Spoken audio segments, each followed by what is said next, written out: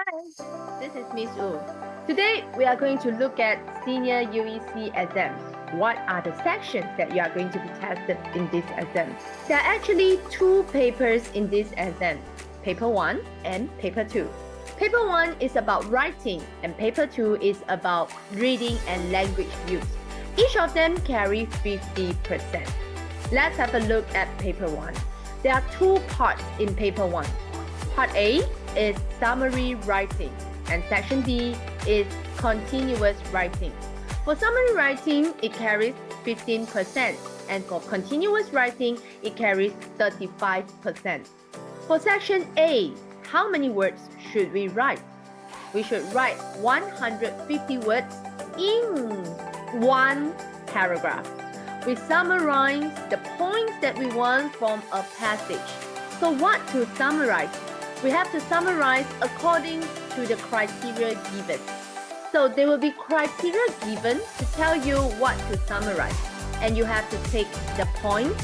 There are normally 10 points in this passage and you have to get it and write it in a continuous form in one paragraph. If you just read from the passage, you will get lesser marks for language. As for section B, continuous writing, how many words do you need to write? You have to write not less than 350 words and not more than 700 words. How many topics can you choose from? There are normally 5 topics for you to choose, which are expository essay topics. They are factual, opinion, persuasive, or we say argumentative, cause and effect, and compare and contrast. There isn't any narrative or descriptive for you to write in this exam. How about paper 2? Paper 2 also carries 50%. There are objective questions except from the last part. Objective questions means you have A, B, C, D to choose from. Section A, we have 3 parts. First part is called matching paragraph information. It carries 10 marks.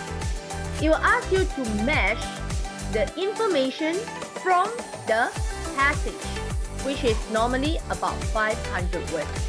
For part 2 is vocabulary. It carries 10 marks.